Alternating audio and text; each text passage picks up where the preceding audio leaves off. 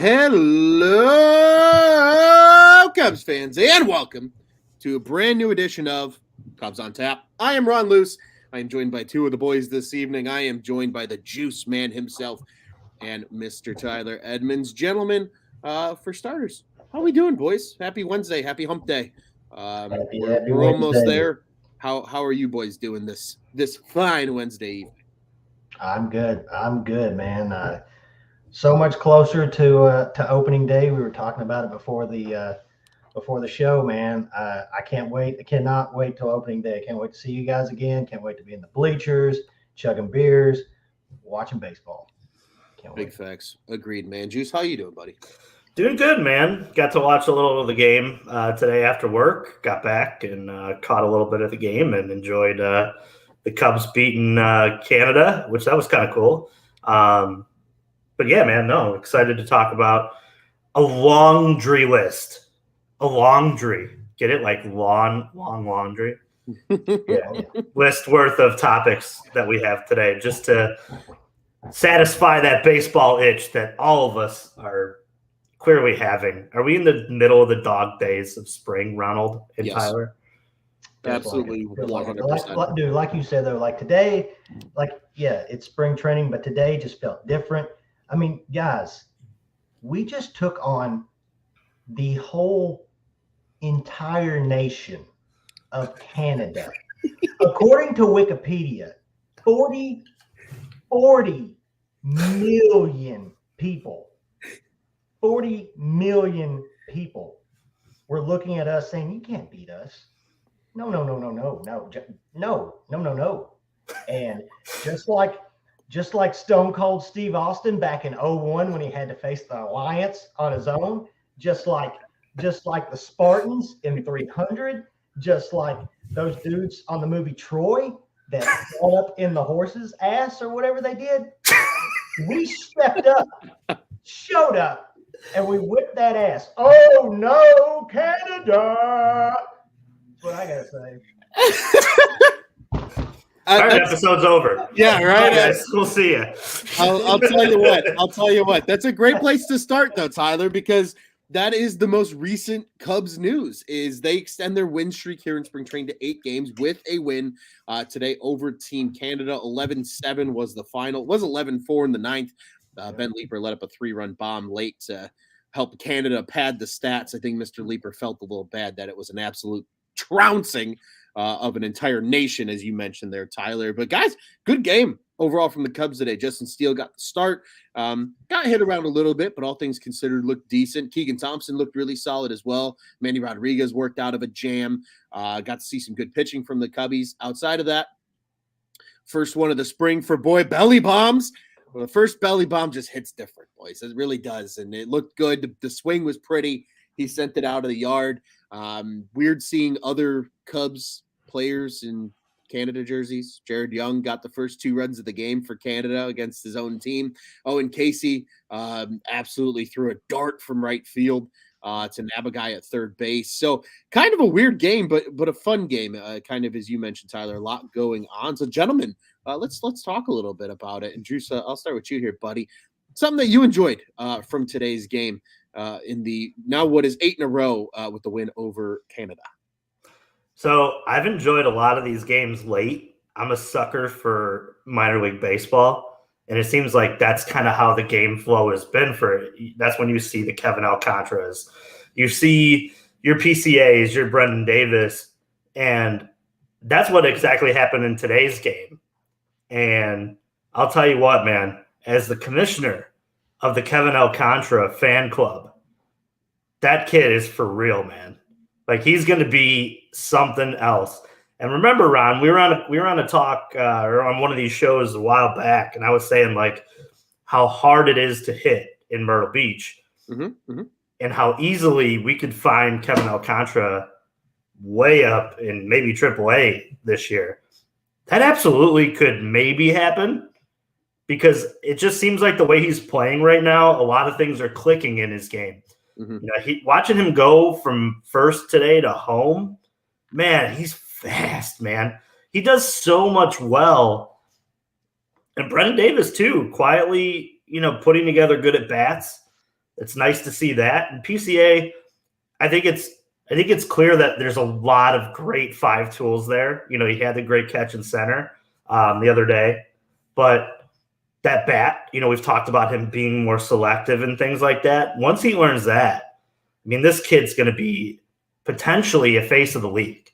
He's so electric that I think he's exactly the marketing tool that baseball needs. The Cubs have a lot of those guys that are late in the 7th and 8th and 9th. And that's exactly where the U.S. team, or not the U.S. team, the Cubs, not the U.S. team, the Cubs, ran away from Canada today. And they absolutely, you know, that game was tied going into the 7th inning. Yep. Those guys came in, saw at bats. Kevin Alcantara scored real quick. And they kind of blew that lead open, much a part of that last 3 innings of the game. But, yeah, I'm really excited to see those kids play. And I know for sure, like Kevin, a lot of talk, he's going to play right in my backyard here.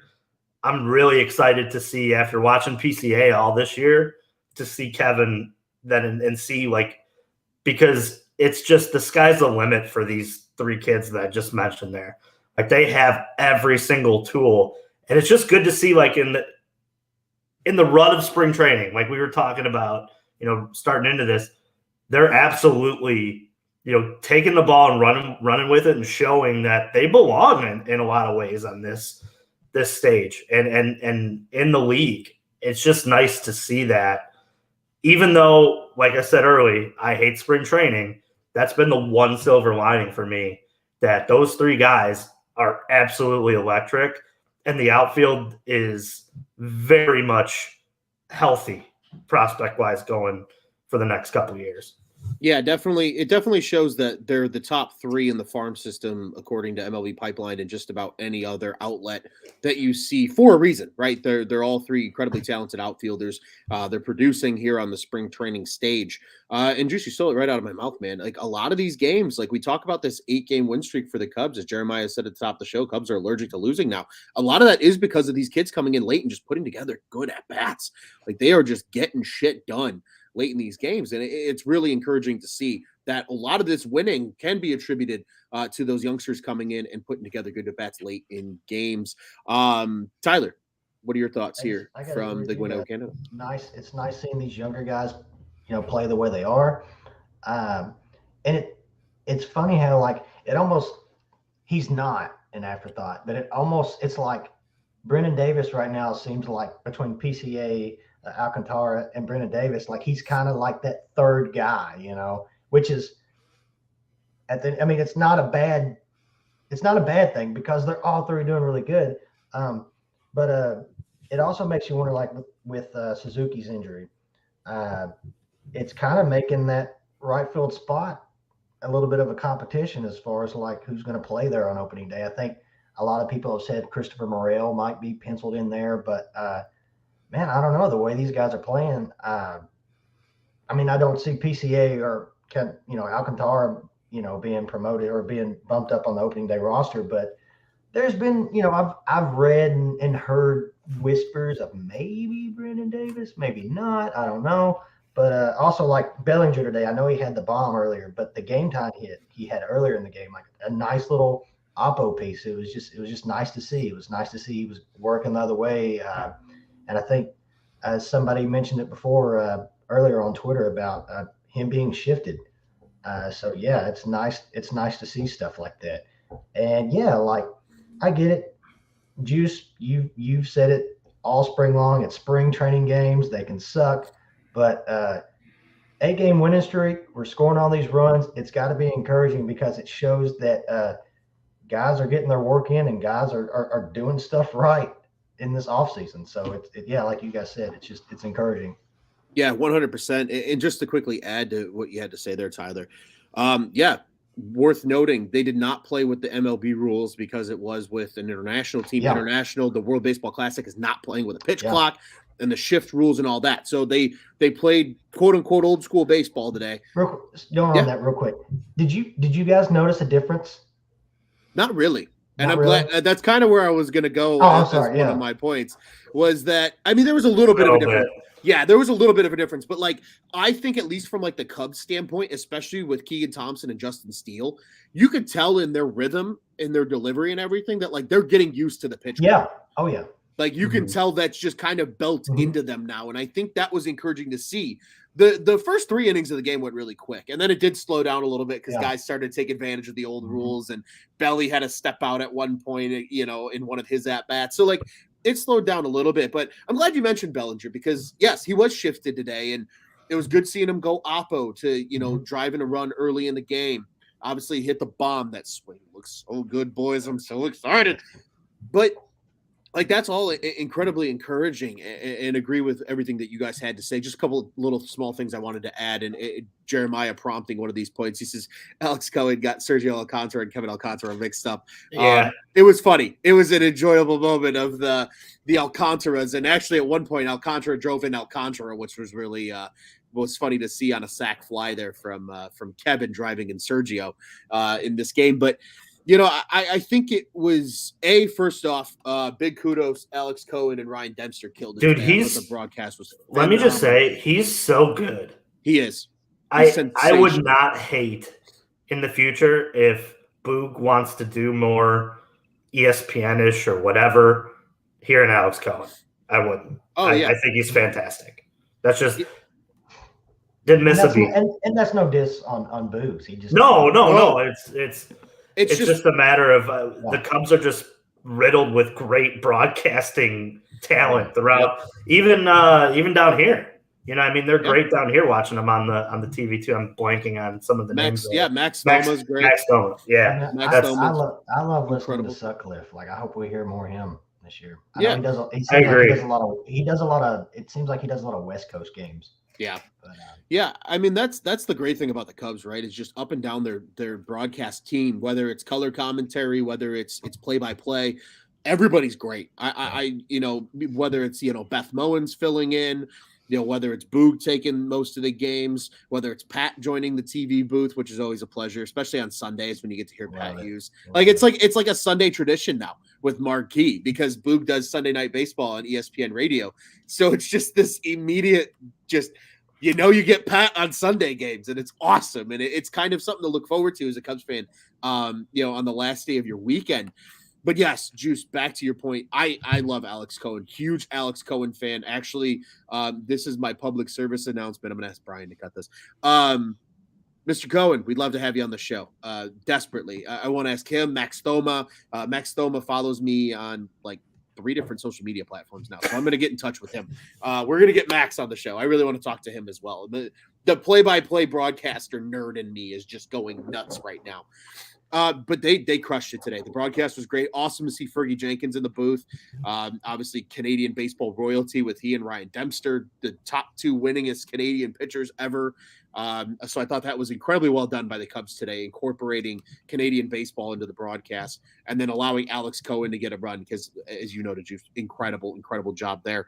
Doing the game tomorrow too. So if you didn't get a chance today, make sure you're watching Marquee tomorrow. He's as advertised. He's so great. Yeah, he's sensational. And then just to add too, it was something that, you know, we had talked about, right, with the pitch clock and kind of the pace of the game was solid to see and different things like that. Like it was a really enjoyable game today, truthfully. Enjoyed watching it. I keep forgetting like Freddie Freeman's Canadian. I think that's the biggest like mental just trip up for me every single time, and then I see him and I go, oh shit, I totally forgot about that. Like he's Canadian. Like I got to remind myself. But and back to what you, as far as the game, as far as Justin Steele, like he didn't look bad. He hung a few pitches, you know, a couple walks at the beginning, and then a little mix up between him and Barnhart, and you know, next thing you know, they scored 2 runs in the first. Yeah, and speaking of Barnhart, another guy that got his first homer as a Cub today. Yeah. That was also good to see. So, you know, just again, really a complete package, I think, is a spring training game. Like, if there was one you were going to watch when you looked at the schedule because it was a World Baseball team, like, this was the one to watch. Like, it ended up just being an enjoyable game to watch. Obviously, the Cubs get the win, which was cool, too. And, yeah, man, I mean, everything from the you know, the youngsters coming through again to watching the pitching performances and everything in between. Ultimately, a great game today. from the Cubbies, as we noted, making it 8 in a row. And gentlemen, things that we've been watching here in spring training, obviously the kids and their rallies late, something that we've addressed here in this piece, and just how important they've been on this stretch. I mean, you can look at all of these 8 games that they've won now in a row, and you can pinpoint a handful. It's not even just 1 or 2. It's a handful of youngsters, just taking the ball and running with it late in these games and helping the Cubs, whether it's either add on to leads that they already have or come back from behind and ultimately take some of these games. But while we're also watching that, we're watching some of these position battles that we're starting to see, right? Now, I think that's where we're going to start to steer the conversation here. The first one being the third base battle, because at this point in the season, you mentioned Tyler, and I'm glad you brought it up about the Brennan Davis. There's a lot of speculation. For example, Trey Mancini started in right today. Mm-hmm. Today's lineup, probably the closest you've seen to an opening day lineup thus far in spring, given the Seiya injury and things like that. But, there's names to be had in right field, right? Trey Mancini, Davis certainly making a case to get some looks early in April. But third base really is the only question mark on this roster, I think, at this point, that we can confidently sit here and say, yeah, don't know who the hell is going to start their opening day, because Patrick Wisdom's been underwhelming for the most part, at least with the bat. He was dealing with some nagging injury and stuff, so we don't know how much of that is impacted there. We've seen the Nick Madrigal experience, and he's looked good, all things considered, at third base, even though he's only played a couple of times. We've seen Edwin Rios' power come through now. Friend of the program, Dubs, mentioned earlier, it looked like he hit that ball out with a 9-iron yesterday, and I was like, I wish I could hit my 9-ironer that far, because if you do the math, that's like 150 yards with a 9-iron, and he hit a baseball that far. So starting to see his power come along, and then David Bodie continues to hit every opportunity he gets when he's in the lineup. So the Cubs really legitimately have and we haven't even mentioned Christopher Morel yet, who a lot of reports indicate might start the season in AAA. So I think this just goes to show right now, Cubs are in a good spot in terms of depth at third base, but there's a huge just question mark of where the hell are they going to go right now with that third base decision. So gentlemen, want to turn that over as the point of discussion here and perhaps debate if we're all, not in alignment here, because disagreement is good. It is good for the soul at times, boys. But Tyler, I want to start with you. Who has impressed you so far in terms of third base? And if you had to pick at this very moment, ending point of your argument, who is your third base pick? The floor right off the bat, I'm going with power. I'm going with the lefty. I'm going with Edwin Rios. That power has really impressed me. I think he's a guy that I don't know if it's right to say he didn't get his fair. It's not like he didn't get a fair shot in LA because he was playing in LA with a stacked lineup with a roster of just guys. I just don't think we've ever, he's ever got to really live out his full potential in a season. And I think he's showing this spring that he could be that guy. The Magical experiment has been, he's done well. Bodie's been hot. But the guys over at the Dingers podcast brought up a really good question. And that's, would it not be a bad idea to maybe trade David Bodie or Nick Magical, or maybe both? Maybe, I don't know. Bodie, I think Bodie has one more year left on his contract. Bodie's been good this year. As far as the spring, but we know he's not a bad player. Is he an everyday starter? I don't think so.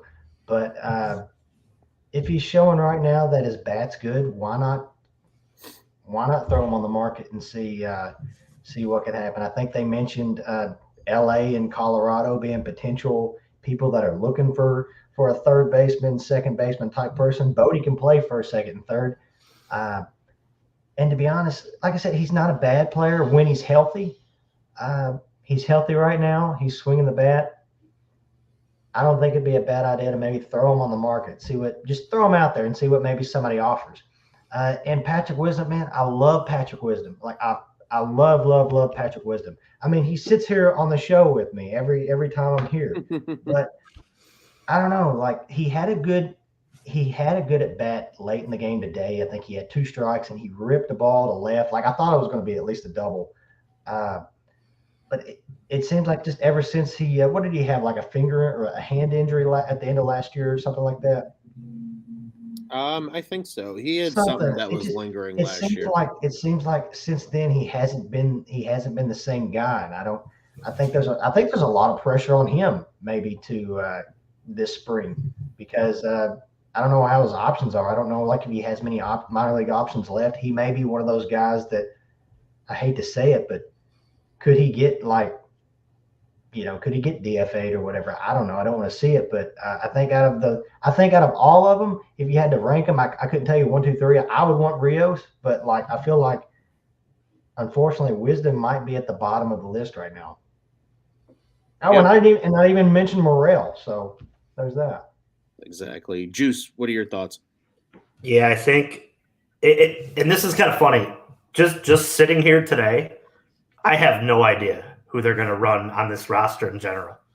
I think that those decisions really haven't been made yet. There's going to be over a course of 2 more weeks that they make these decisions, and hopefully by then they have an idea. But if it's right today and I got to make a decision, Corbin Burnes is going to start game 1. It's probably Rios who's going to take those at bats, right? Lefty, righty. Try to add more of that into the lineup. Although with that changeup, maybe you do run more right-handed hitters out there to negate a little bit of that. There's some back and forth on how you would, but I think you have to answer the question of Nick Madrigal before you answer any of them, because what is the organization's opinion on him?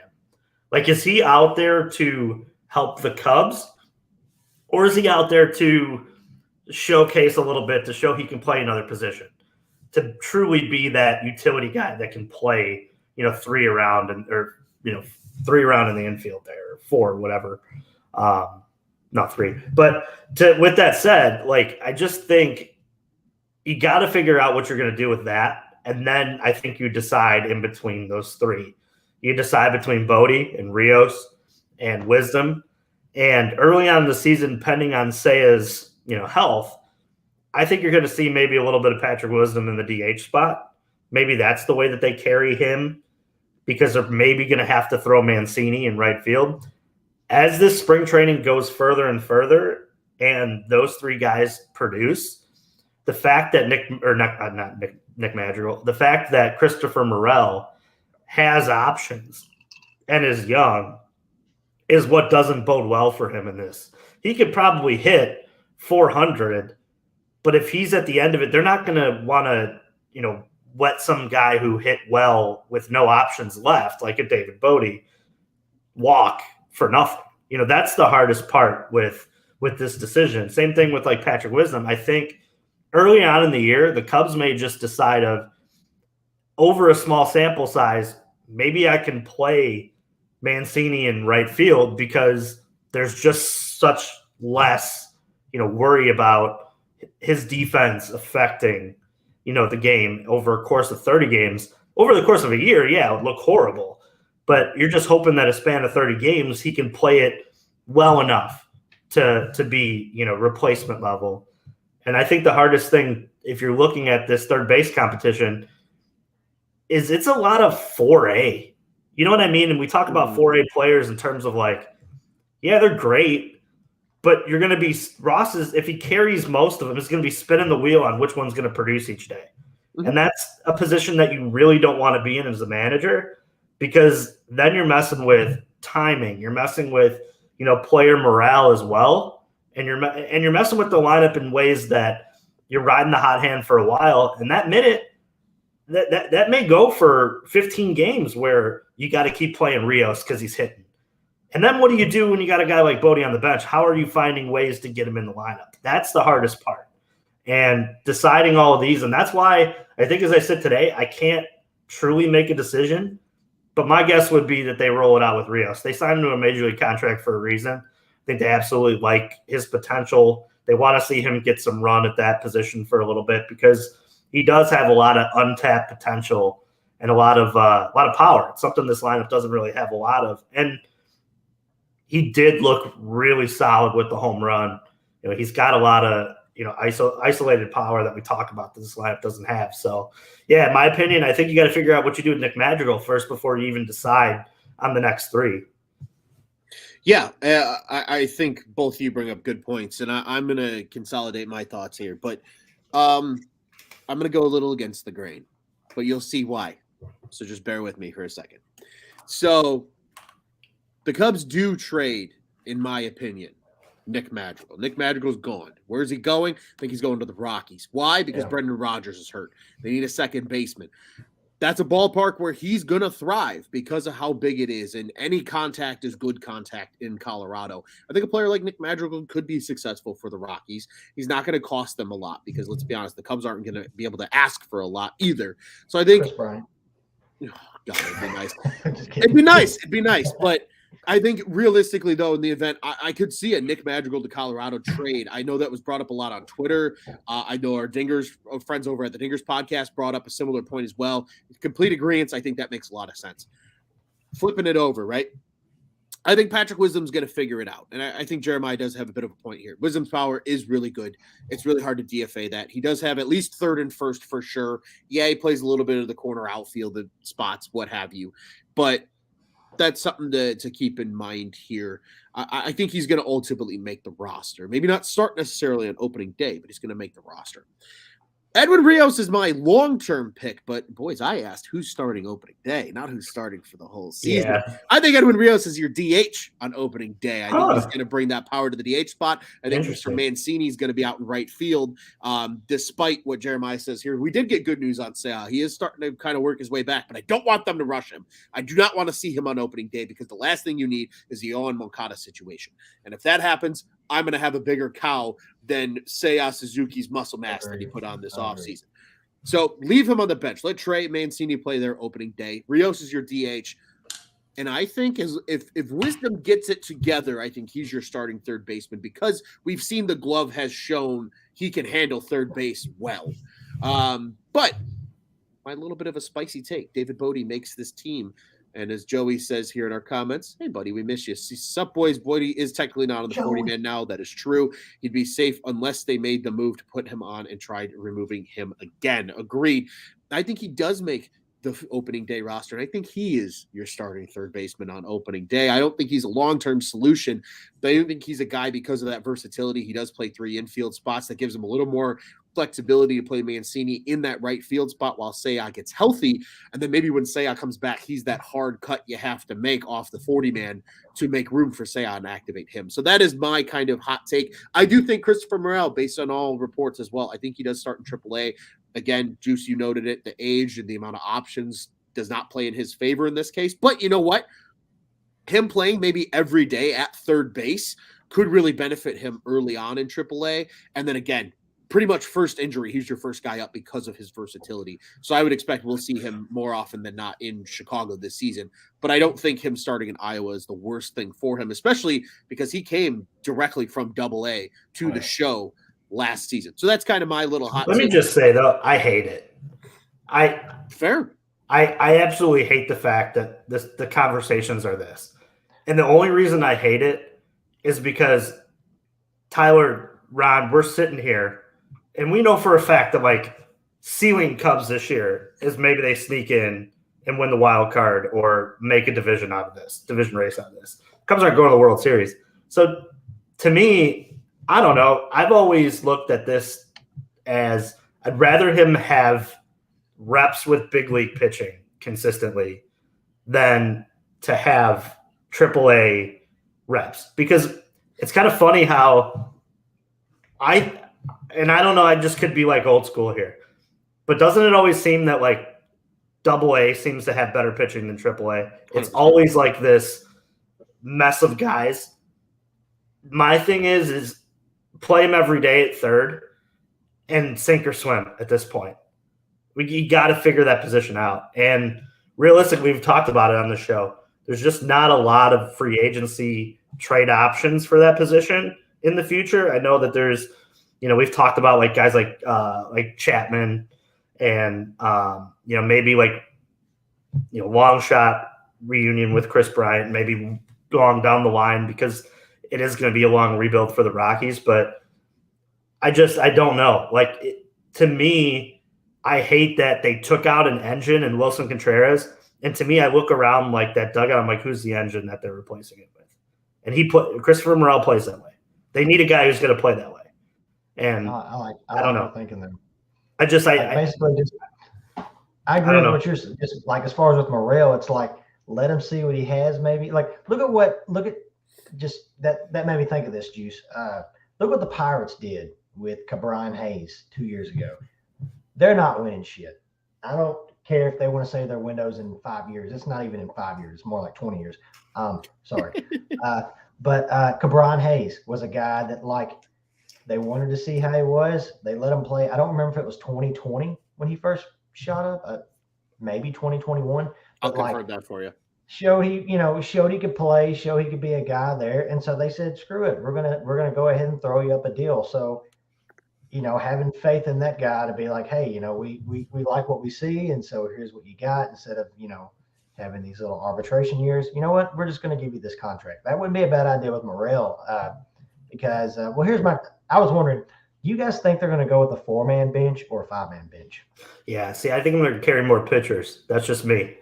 And so with Morel, here's the thing about Morel. Like, I like Morel on the opening day roster because Morel's that guy that you could throw him anywhere. Bodie, Wisdom, Rios, Magical, they can play second and third. Maybe one or two of them can play first, but after that, but like Morel's like that Swiss Army knife that, God forbid somebody gets hurt, in the first week of the season. I don't even want to mention who or anything like that, but we need somebody, plugged into that spot. Morel could literally play just about anywhere over all of them. Yeah. And what I hate too is like, you look at this roster, the way that they're probably going to carry it, they're going to have 3 first basemen on the roster.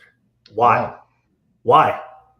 Outside thinking, I don't love it, but Hosmer, why don't you just play Rios at first? Hey, and to be honest, the whole Hosmer deal, that's kind of what we talked about when we signed him. It's like, yay, if he helps us out, but if not, what was he like, $700,000? It's the minimum. Like that. So like, Hosmer's a guy that if you have to drop him, big freaking deal, you never want to see anybody lose a job, but it's not the end of the world if we drop Hosmer. And that's the thing, like inadvertently, they're keeping spots for guys like right now, currently, Madrigal, Hosmer, like Patrick Wisdom in some ways. Like we're hoping he gets the mojo back, but again, another 4A fringe major league player guy. Like that's what I don't know. Like you can't fill your whole roster out with guys like that. Like you're going to have so much back and forth. To me, if I'm GM, I never believed in the Hosmer stuff anyway. I know he plays decent defense or great defense, but that's even if you look at like over the course of the last couple of years, he's been right at average. He hasn't been Gold Glove level like he was, back in his like prime per se. But yeah, like to me, there's just so much at those corner spots that it just go, man, like, why do I feel like we're going to be sitting here in May and we're like, why is this guy still getting at bats? You know what I mean? Like that's the potential for a lot of this. It really is. But I hope that they pull the trigger on that Madrigal deal. I haven't read too much about that, but yeah, he should go. Yeah, 100%. And no diss to Wisdom, by the way. Like he's only got like 6 at bats this spring, and yeah, he's proven he can do it before. Like I think at the beginning of last year, there was a stat like in early May.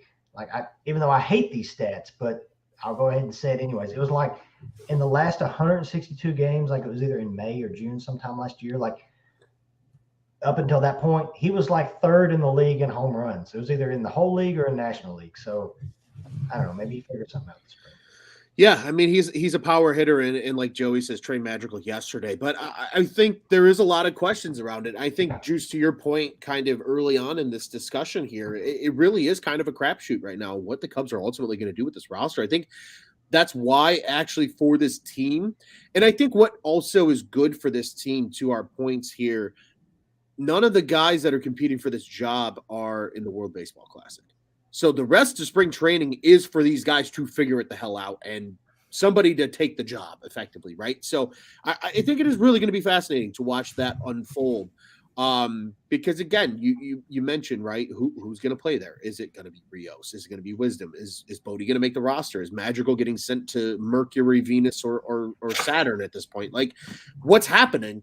And then what does happen with Morel? Because like you noted, Juice, you called him the engine. But speaking of engine, I'm going to transition us into another topic here. All signs are pointing that the new You Go, We Go is no longer going to be Dexter Fowler, but one Nico Hoerner. Potentially is the leadoff man. We've seen him a lot when he's in games as the leadoff man, with Dansby Swanson hitting right behind him in that 2-hole in the lineup. And from everything that's come out of David Ross's mouth thus far regarding Nico Hoerner hitting atop the lineup, it has been in favor of keeping number 2 and their second baseman there in that first spot. So, gentlemen, how do we feel about Nico Hoerner likely being our leadoff man, at least to begin the season, but potentially overall for the rest of the season? The new engine of sorts at the top of the lineup, just as Dexter Fowler was in the 2016 World Series year. Juice, let's start with you. How do you feel about Nico Hoerner as the leadoff man? Love it. He's one of the people, or one of the players that I watch that puts together good at bats. He's one of those guys that's pesky. That's the type of guy you like at the top of the lineup. When you're going into a stadium and you're hitting first, and that ace is trying to get comfortable, and he's fouling off 5-6 pitches, running up that pitch count. Even if he makes an out, he's going to put together a really good at bat and put the ball in play more often than not. Those are the things you want out of a leadoff hitter. He does a lot well. He handles the bat pretty well. He's a good hitter. That's realistically, this leadoff conversation has definitely evolved over the course of us watching baseball. I mean, long gone are the days of I need the guy who has 98 speed at the top. That's just not what this is anymore. It's stack your best hitters in any order that you want, 1 through 4, and let those guys get the most at bats. And realistically, looking at this roster right now, Nico Hoerner has 1,000% earned that right to be in those top 4 spots and earn extra bats. And he's pesky. And I think that in a leadoff hitter, that is so much more valuable than the guy who can steal and get on base. Being pesky means that guy on deck is seeing more pitches, that the pitcher is having to show more of his arsenal. That plays over a course of 9 innings. It absolutely does.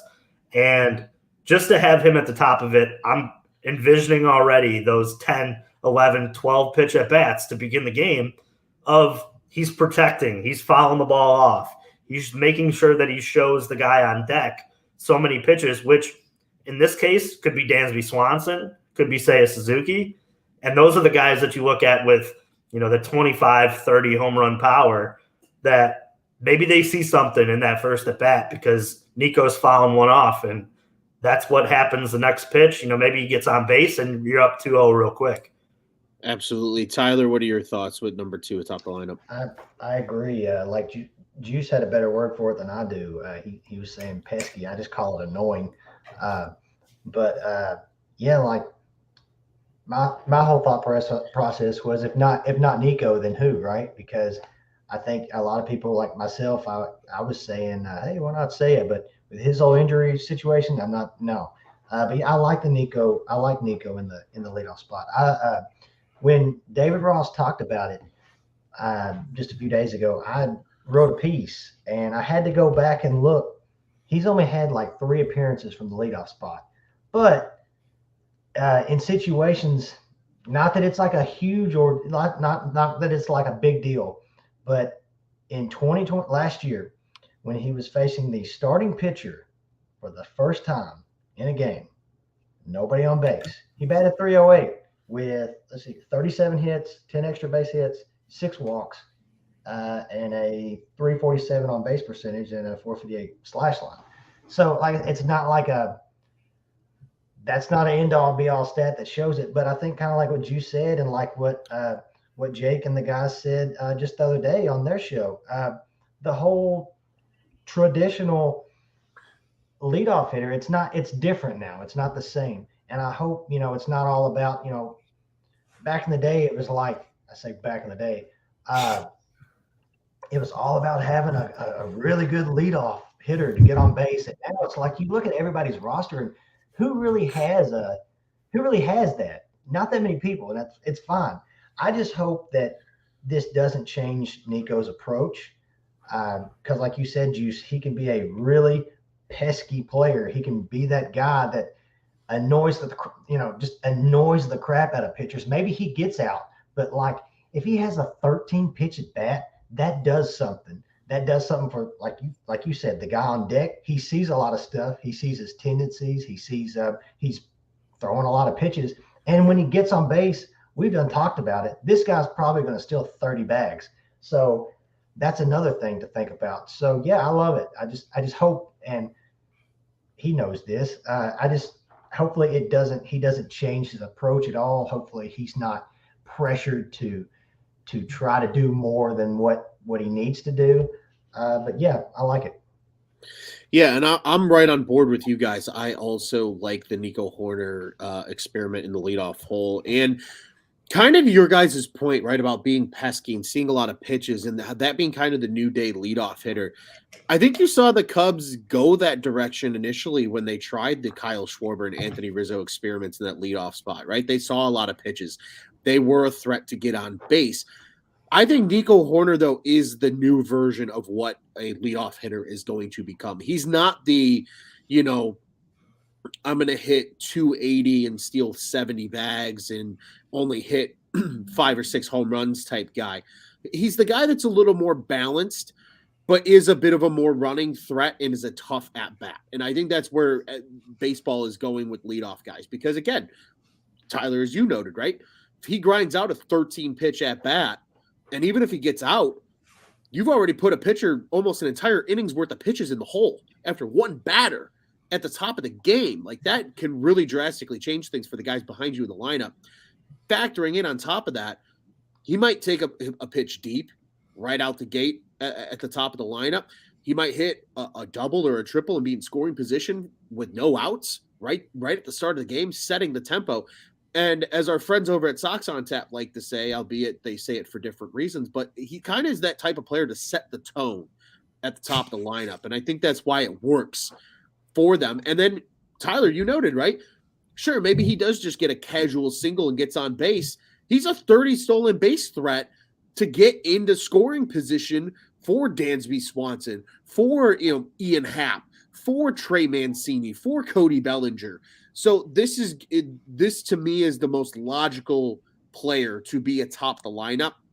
And for some reason, if Nico's not in the lineup and you have to wonder who's going to go up there, at that point, just ride the hot hand and just stick anybody up there. But on a consistent basis, I agree with you guys. I think the Nico Hoerner experiment in the leadoff spot makes plenty of sense. And gentlemen, one other position battle I think we need to discuss here before we wrap up tonight's show, and that is the fifth pitcher battle, because again, it's still early. Pitchers take the whole spring training to figure shit out. We completely understand that. But the pitching battle is starting to favor two names more so than one of the three initially. We've seen Hayden Wesneski. He's looked fantastic. We've seen Javier Assad. He's looked very good as well in his limited work. And Adrian Sampson has struggled a little bit, especially with the long ball. That's really been his Achilles heel so far in spring. Jeremiah noted earlier, he thinks Sampson is losing the fifth rotation spot because of how things are going early on. Again, it is early. There's still a lot of time for these guys to get out on the mound and pitch. We saw Steele really for the first time today really get hit at all in his few outings so far of the spring. So guys, I want to just get your thoughts, not necessarily asking for who's your pick or anything like that, but just again, as we see this fifth starter battle kind of mature throughout spring training here, just kind of what you're analyzing and seeing as a fan of the game. Tyler, starting with you, my man, what are you thinking right now with this fifth starter spot? Hayden Wesneski is making it very difficult for David Ross not to pick him.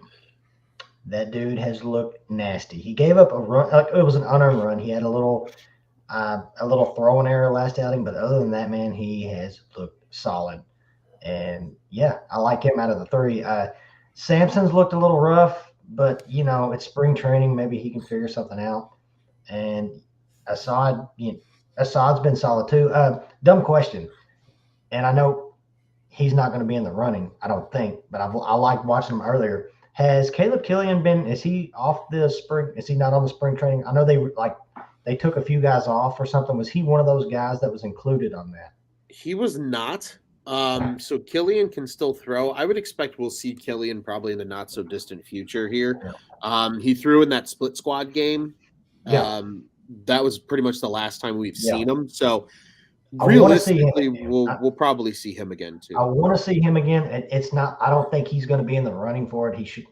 I wouldn't like. He needs to start in AAA, I think. But he's another one that you could throw him in there maybe, but at the end of the day, I feel like it's Wesneski, man. Juice.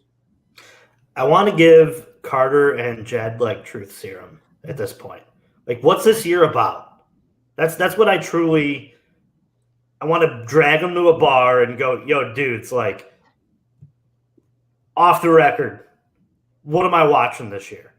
Are we competing? Are we trying to assemble pieces together that fit? What are we trying to figure out certain positions? Because if Hayden Wesneski isn't on this opening day roster and in the fifth spot at this point with everything he's shown, and if he continues, this is all pending. If he continues to do this, then what are we playing for here? If you're truly not going to pitch the best five guys, we just talked about the same situation with Christopher Morel in the outfield or at third base. I can understand a little bit of back and forth on that aspect, but it's not like Samson and Assad are like prime blue chip pieces that were signed to big contracts or, more or less like been around the block. Like we're talking about Hayden Wesneski, a guy who is touted as a high profile arm, a guy who they got for, Scott Effross. And now like all the talk on Pitching Ninja is like, look at this slider. It's gross. Like, so what are we playing for if we're not going to keep the guy who's earned the spot up to this point, realistically, showing everything that he's shown? It should be Hayden Wesneski. But I sat on this podcast shows ago and said, I don't think it's going to be him. I think they're going to put him down in AAA because of some bullshit reason that they kind of do all the time. And I mean, this is very similar to the cases that guys like Chris Bryant, had going into, the 2016 or 2015 season, before they called him up. Like, it was clear that he belonged and should be there, but they made up excuses. They were like, oh, he needs to go down there for defense, or, he needs to work on this. It just feels like at the end of this whole thing, we're going to get some bullshit excuse to why he's not the fifth starter. But anybody who's watching these games, he's won it up to this point. It should be him. He should be pitching every fifth day. Yeah, and I completely agree. I have nothing to add, but I do want to pitch from our comment section here for you guys, reaction, thoughts, whatever you may have. This comes from Josh Williams here. He says, if Wesneski, I just hope we start calling him by the end of the season, that doesn't get the fifth spot, would love to see him get a chance at closer. He has that closer mentality on the mound. I think it's an interesting idea, maybe. But again, I think to your point, Juice, and then I want to open it up to you two for rebuttals, thoughts, etc. What is this season, right? Because if you are like, hey, maybe, yeah, we're going to be competitive and we honestly think Joe Schmo has earned the fifth spot that's not Wesneski, maybe you do say, but hey, Hayden, you are a big leaguer. We're going to give you a chance to close for a while. And then if somebody gets hurt, you work up to being a starter. I don't know if they're going to give him the Chris Sale treatment. Like, that's how I mentally think about it, was the Chris Sale treatment. He spent 1 year as a closer, and then they moved on and made him a starter the following years. Like, that's a year-long experiment if you go that route with I'm just going to call him Wesnasty, yeah, because I'm going to screw his name up if I don't. But, I think that's where that goes. But I'm intrigued to hear what you guys have to say as well on the idea. Like, do you put him in that realm, or are there other guys, Jeremiah Estrada, that you would rather see in the closing role? you hit the nail right on the target. I would rather see Estrada in the closing role. Plus, with Wesneski, like we know what we have with Hayden. He's a starter, and I know people. Chris Sale is a completely different animal. Like, yeah, he closed a few games out. I think what was it in 2018 with the Red Sox during the World Series, but it's Chris Sale. Same thing with Randy Johnson back in 2001 when he closed games out in the playoffs. Those two guys are on two different just levels. Wesneski, he's young.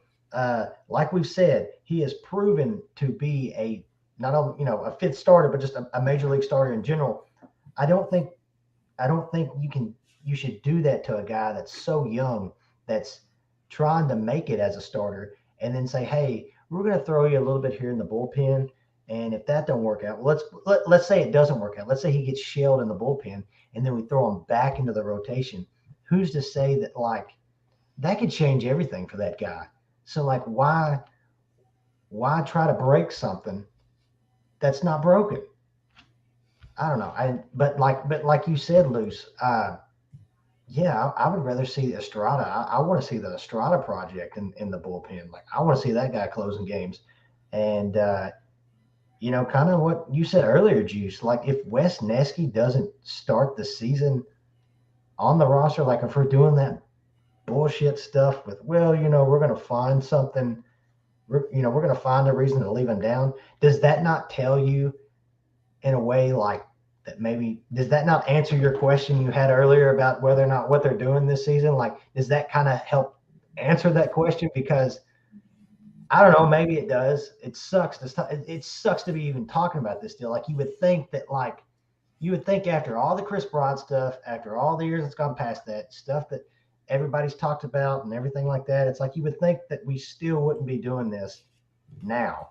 But at the same time, it wouldn't shock me if it happened. But yeah, Juice, I think if Wesneski gets that type of treatment, I don't know, I hate to say it, but I think it kind of answers your question in a way. Yeah. I agree. And I think too, to build on Josh's point, I mean, there's a lot of examples of why this bullpen is going to be built with a lot of guys who can go 3+ innings, right? I mean, if you're looking up and down what the potential lookout for next year or for this year in terms of what the bullpen is, it's going to be a lot of guys who can go multiple innings. To build on that too, he mentioned, Josh in his comment put the mentality thing. I think you could flip it on its other side too and say that's a type of mentality that you see with guys like Max Scherzer, that crazy psycho look that isn't an ace, and you absolutely want to see that play out in terms of letting him, sink or swim, in terms of, finding a way to become, the best version of themselves. And this is, he absolutely has the stuff to be that scary. I mean, I really do. I think that, with the plus slider and the fastball and the cutter, like we were talking about, on his last start that he was throwing into left-handers, he's absolutely learning ways to pitch to left-handed pitching to work around, some trouble as well. I liked it. Yes, he absolutely has the stuff to be a closer. But at this age, I think too, you kind of want to just see the whole starter thing play out, because the flip side, like I said, with that mentality is the best starting pitchers, the guys that you don't want to face in the playoffs, have that crazy competitive, type of, mentality that absolutely Wesneski showed, that competitive edge that I so badly want to see, develop into, a number one or number two top of the rotation starter. And that's why I think that if you're going to have him on the roster, let him pitch in the 5th starter spot. Let him surprise you, win some games, especially since it's going to be so damn cold and it's going to be so difficult to hit for a while at Wrigley here. And two, if Seiya Suzuki's somewhat, limited over the course of the first month, they're going to have to win these games with pitching and defense all year. So why would you not keep your best pitching and your best defense on the roster? And to me, it's Hayden Wesneski. But I do like the idea. I really do. He's got the stuff, if that doesn't work out, to be a back of the bullpen arm for sure. I couldn't have said it better myself, gentlemen. I think you guys nailed every point on the head. Again, it will be fascinating to see how all of this plays out with opening day in mind. We're under a month. It's going to be fun. We're all going to be together for that opening day game. I know we're all excited about that. But in the meantime, plenty to digest and analyze in terms of Cubs baseball on the way through spring training. Gentlemen, I want to turn it back over to each one of you for some final thoughts before we go ahead and wrap up this evening's show. Tyler, we'll start with you, my friend. Anything you got for us as a closing thought? Man, I'll close it out the same way I started it. I cannot wait till the end of this month. I cannot wait. We've talked about it before. We've talked about it the past few weeks. Opening day. First opening day I've ever been to. Man, it's going to be so good to see you guys again. But God, I can't wait to just sit in the bleachers. I don't care how cold it is. I don't care if it freaking snows on opening. I don't care. I can't wait. I cannot wait. So yeah, just looking forward to that, guys. Juice? Dog days of spring, man. Just ready for it to be over. But you know what? I'm excited for World Baseball Classic. I'll say that. It's around the corner. Ooh, I got another thing too. You told me, you mentioned it loose. San Diego Studios released their little MLB The Show ratings. It's bullshit. It's not all accurate.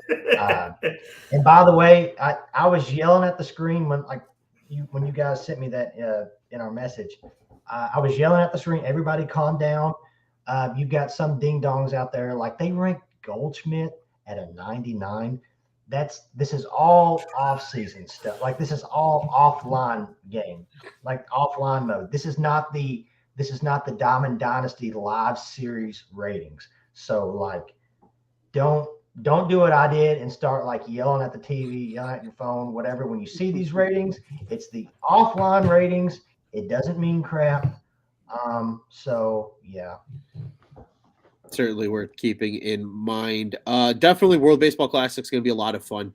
But in agreement with you, both of you guys, we are in the dog days of spring, and I am excited for the end of the month. I'll get to ring in another year of life on this earth at the beginning of the week, and then toward the end of the week, we'll be celebrating at Wrigley Field with opening day. So, be a nice way to spend a birthday celebration. Oh, we're celebrating, Ron. Oh yeah, right.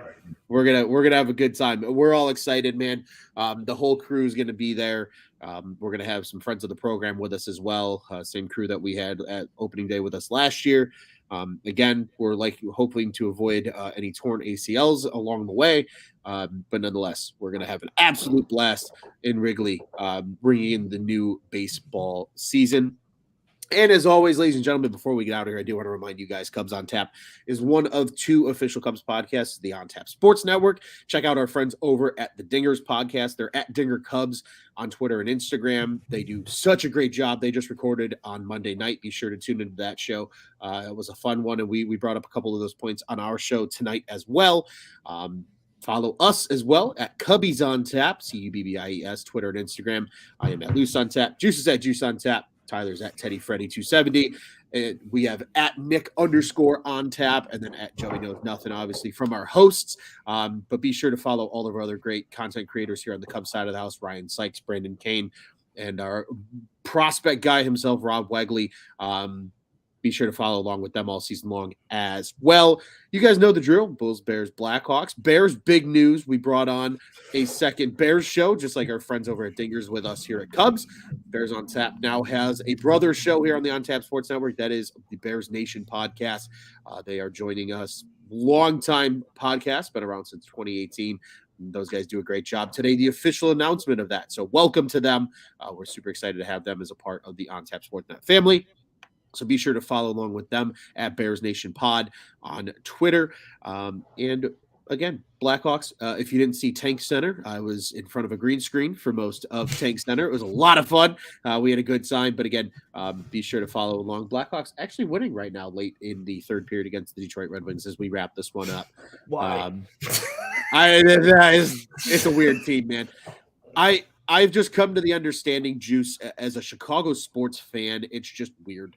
Everything's weird. It doesn't make sense. It makes you want to wring your head off a wall sometimes. It's one of those things. But nonetheless, all the chaos there with those teams. And of course, Cubs fans, we all the friends that like the Southsiders, send them over to our friends over at Sox on Tap. They do a good job covering the boys on the South Side. Once again, OnTapSportsNet.com, at OnTapSportsNet on social media, OnTap Sports Network. Go ahead and check out what's on tap in Chicago sports. Gentlemen, always a pleasure getting on the microphone with you guys. Always a blast talking Chicago Cubs baseball. And what do you boys say? We get out of here the only way we know how, at Cubs on Tap. Tip your Boys. bartenders.